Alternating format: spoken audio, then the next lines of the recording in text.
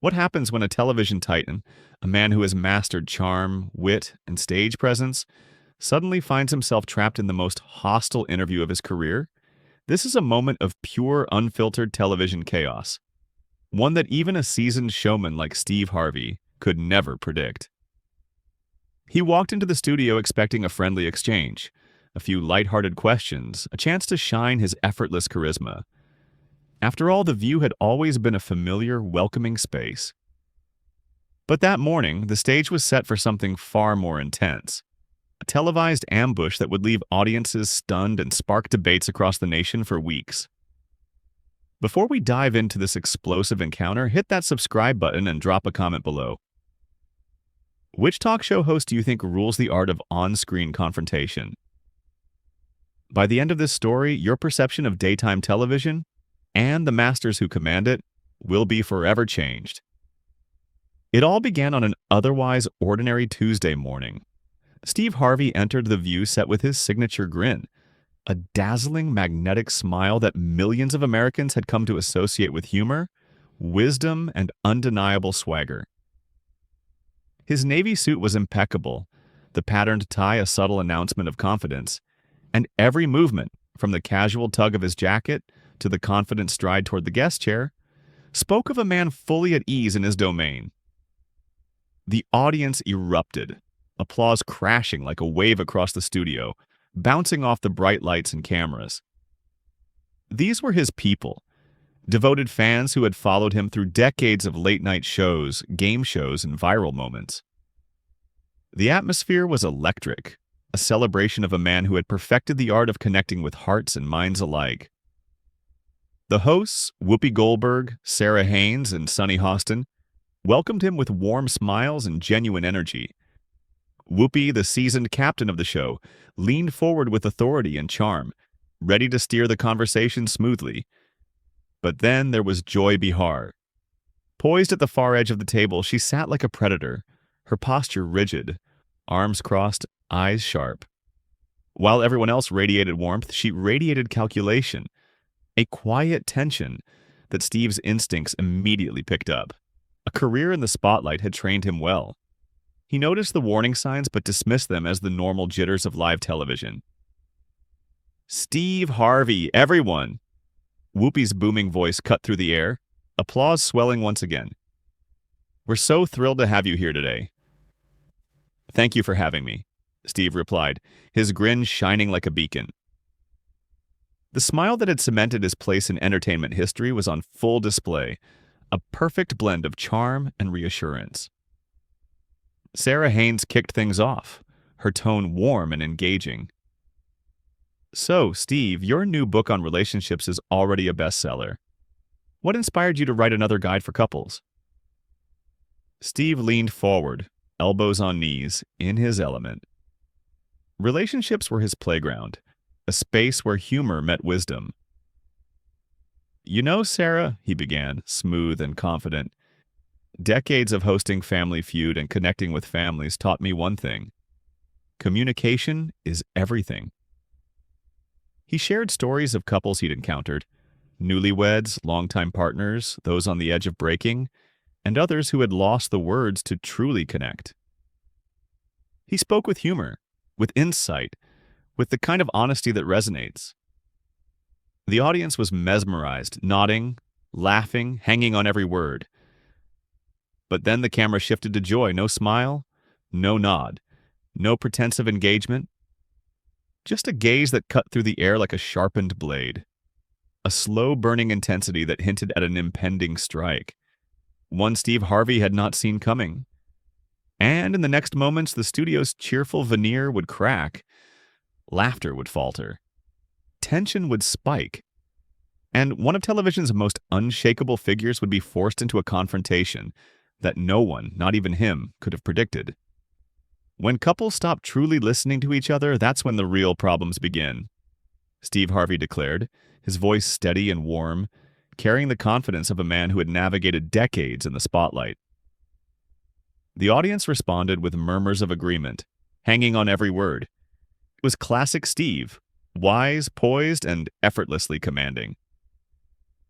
"That's beautiful," Sunny Hostin offered, flashing a supportive smile.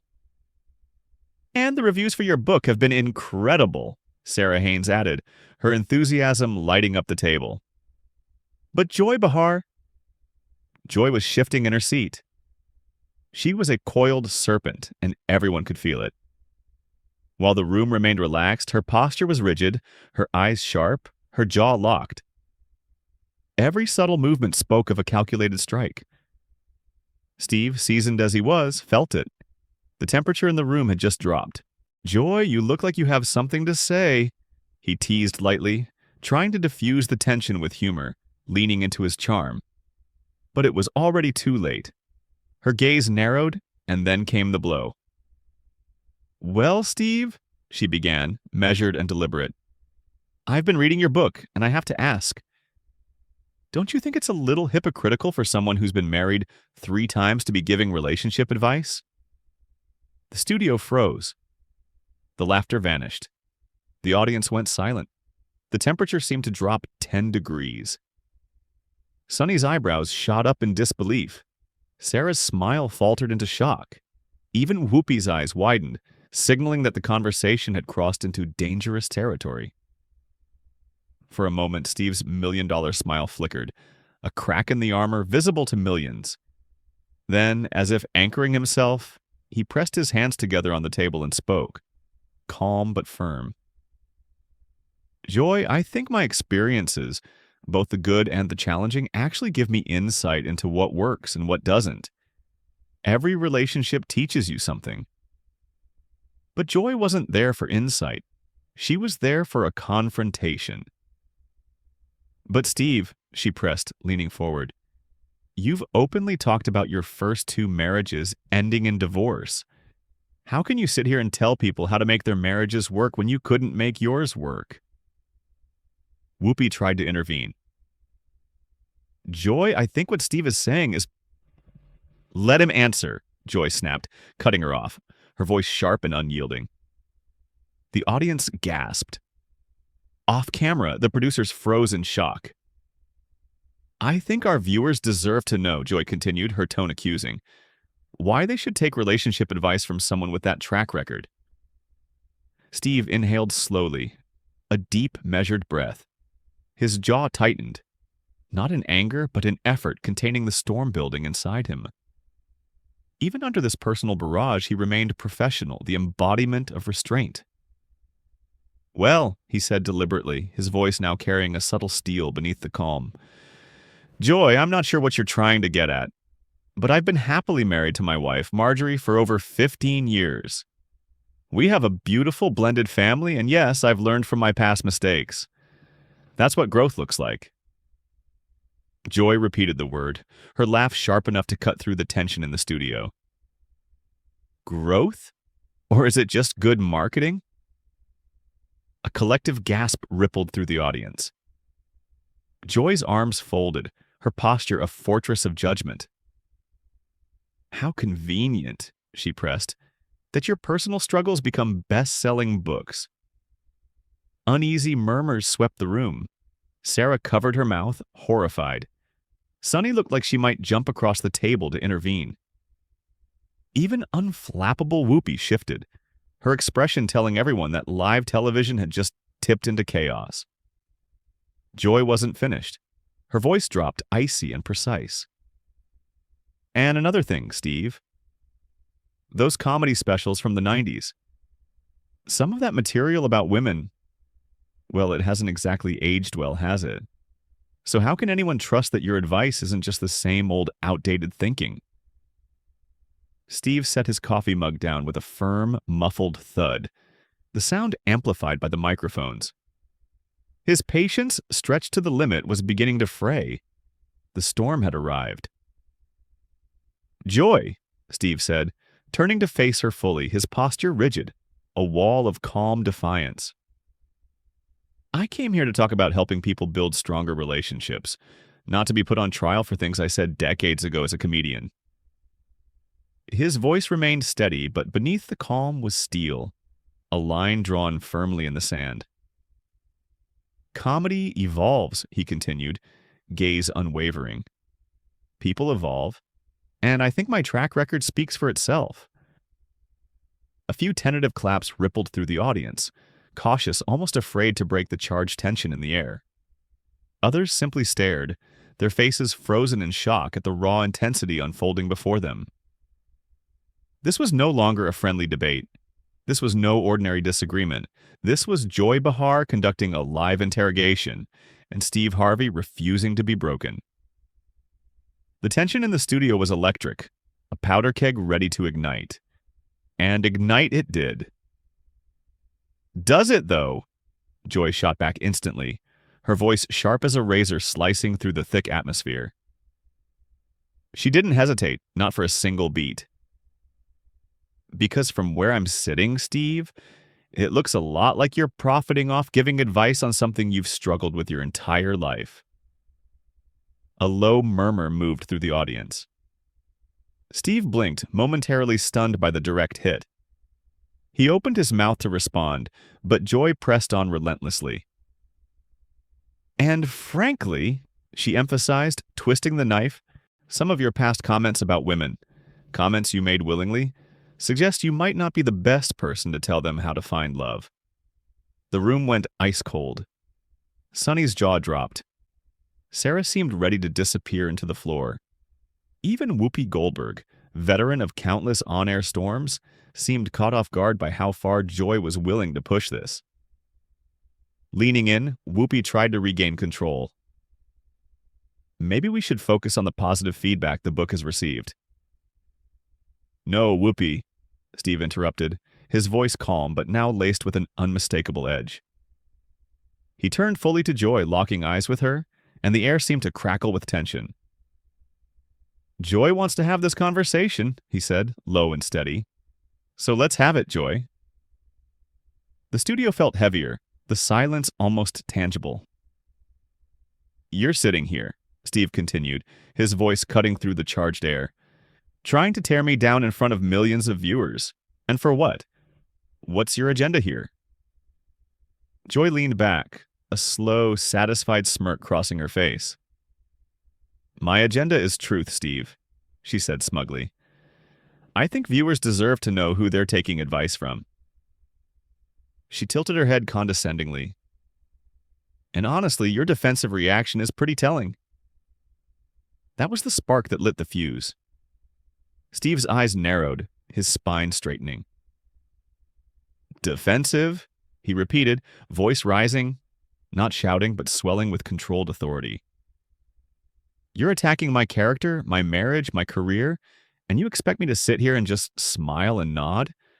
That's not happening, ladies and gentlemen." He swept his gaze to the audience, drawing them into the arena. But Joy wasn't finished. Never finished. "Steve Harvey, everyone," she said, her tone dripping with sarcasm, gesturing like a ringmaster presenting a failed act. "This is what happens when you ask legitimate questions. He falls apart." That was the line. The scrape of Steve's chair against the studio floor sounded like a gunshot. He was on his feet, jolting the set. Sarah gasped. Sonny reached instinctively as if to stop him. Whoopi's eyes darted to the frozen production crew. Steve planted both hands firmly on the table, leaning toward Joy, not with aggression, but with unshakable authority. "I'm not falling apart, Joy," he said, his voice low, resonant, full of controlled power. "I'm calling out your unprofessional behavior." He let the words hang, heavy in the stunned silence of the studio. "This isn't journalism," he continued slowly, each word deliberate. "This is you trying to create a moment." Joy raised an eyebrow, her smirk faltering for the first time, a tiny crack in the carefully constructed facade that everyone could sense. The air was thick with anticipation, and for the first time, the balance of power had shifted. Steve had struck back harder than anyone expected. The tension had escalated to levels rarely seen on daytime television. Across the country, viewers leaned closer to their screens, drawn into a showdown that felt both electric and dangerous. In the studio, the live audience collectively held its breath, suspended between witnessing an unforgettable television moment and watching a full-blown interview implode. Steve Harvey, the king of calm humor, was standing his ground with a fire no one anticipated, but everyone would be talking about. What happened next would determine whether this segment became a mere footnote or one of the most infamous on-air confrontations in talk show history. "This is character assassination," Steve declared, his voice cutting through the tense silence like a crack of thunder.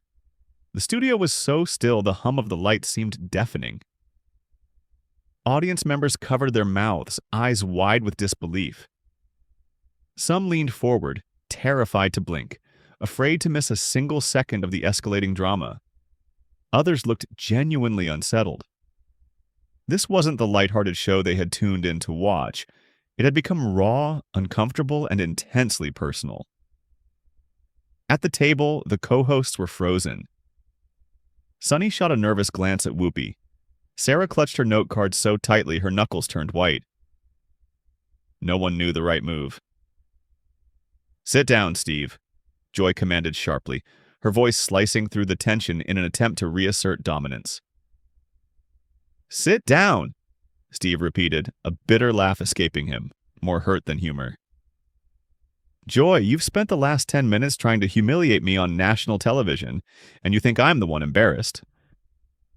He gestured toward the audience, then locked eyes on her. "You know what's embarrassing? A grown woman who thinks bullying is good television." Joy's face flushed red with fury. "Bullying? I'm asking legitimate questions. Questions any responsible journalist would ask. If you can't handle that, maybe you shouldn't be on talk shows."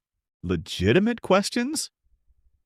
Steve's voice rose, disbelief lacing every word. "Joy, you started this interview with an attack. You didn't ask about my book.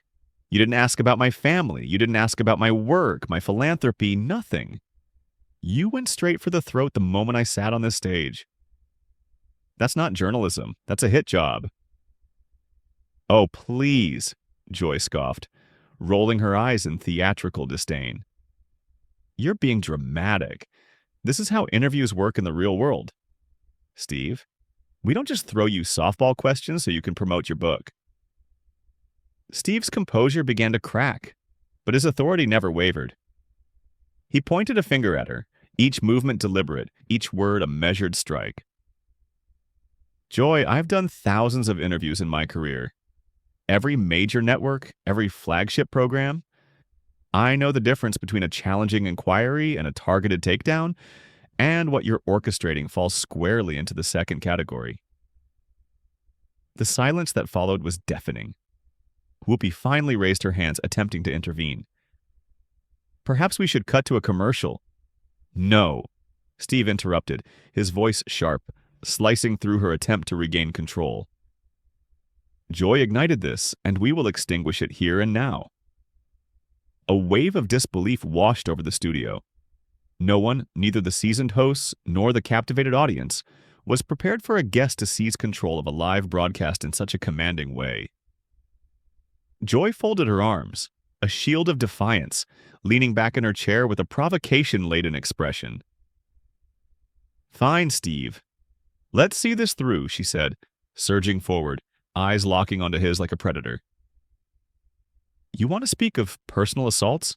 Let's talk about you," she snapped, her fingers stabbing the air, each word a calculated strike.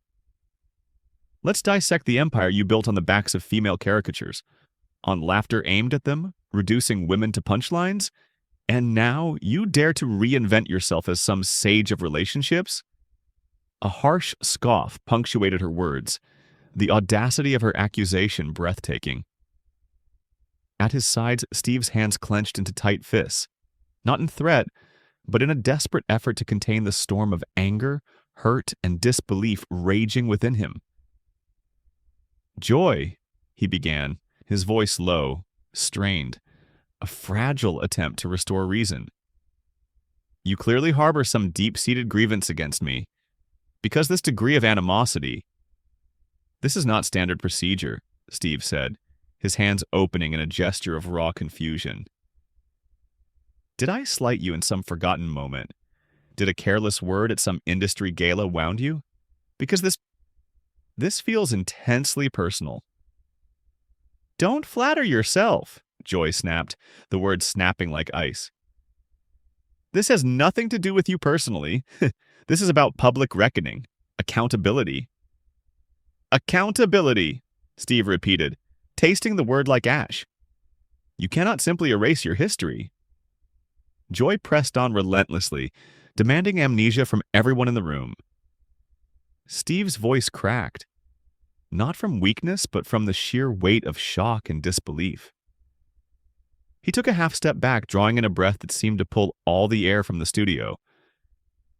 Joy, my past, he began, voice steadying as he summoned every ounce of fortitude. My past is sleeping in a car because I had no home. My past is working every menial job imaginable just to eat. My past is clawing my way up from nothing to create an enterprise that supports hundreds of families. With each word, his voice swelled, fortified by truth. My past is pouring millions into charitable causes, mentoring the next generation of comics, lifting children who were dealt impossible hands. And you want to crucify me for punchlines I delivered 30 years ago? Joy dismissed his life's work with a flick of her wrist, as though swatting away an insect. Oh, spare us the melodrama. Steve, countless people have overcome hardship, but they didn't build their careers on demeaning women. A heavy silence fell. Sarah finally found her voice, fragile and trembling. Joy, I think we might be crossing a line. But it was too late.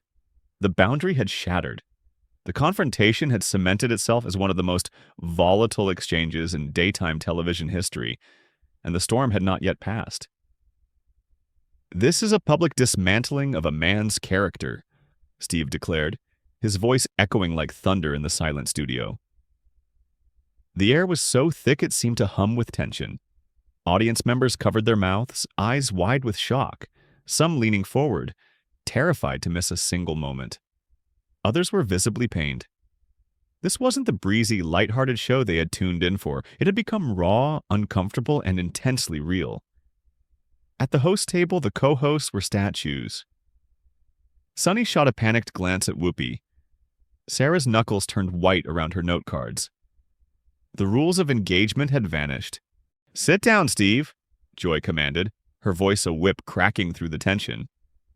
You're making a spectacle of yourself. I'm making a spectacle. A bitter, hollow laugh escaped Steve, a sound laced with far more pain than humor.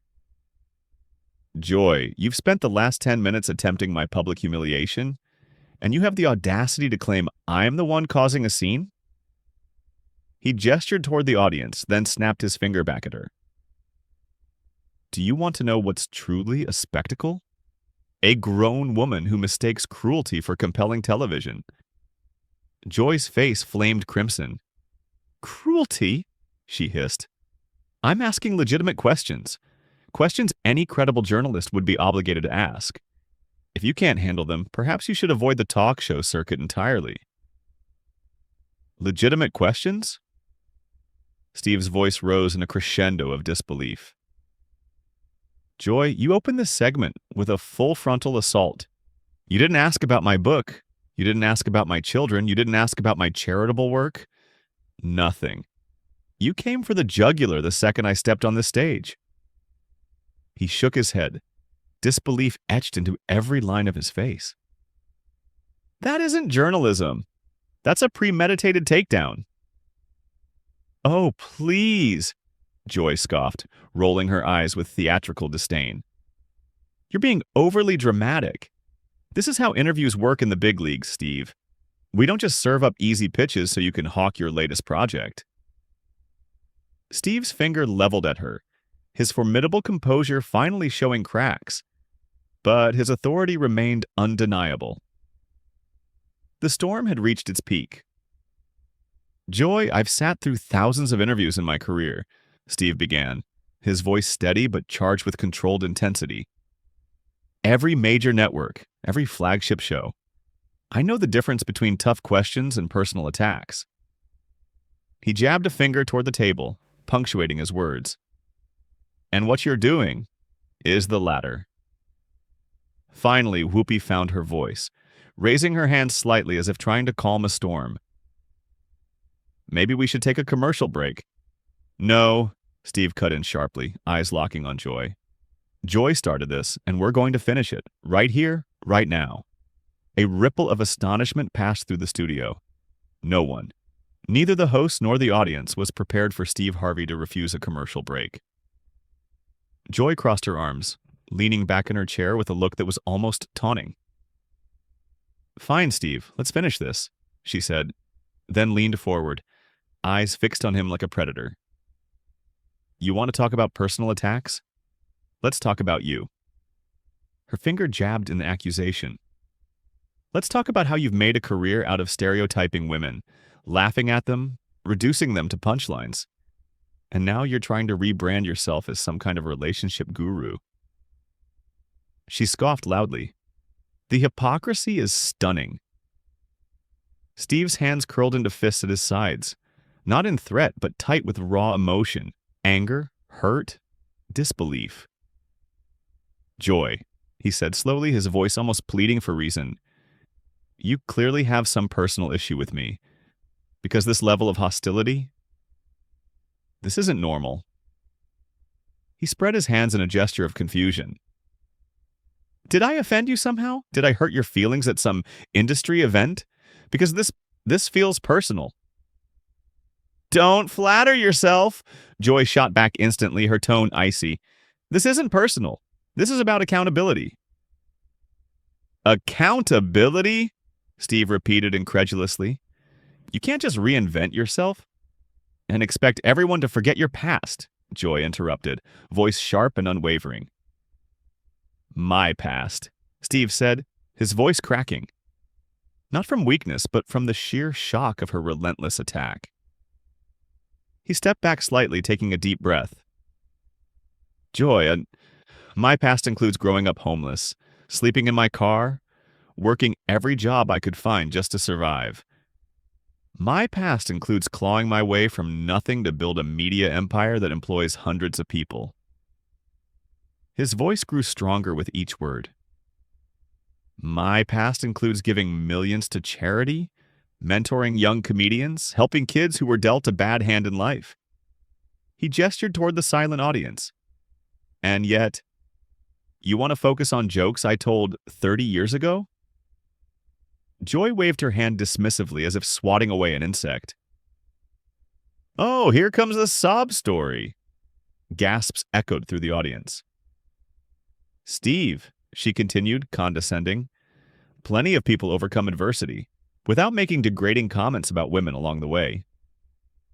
The studio fell silent again, the tension almost suffocating. Finally, Sarah spoke, her voice trembling yet sincere. Joy, I think maybe we're going too far. But it was too late. The line had been crossed.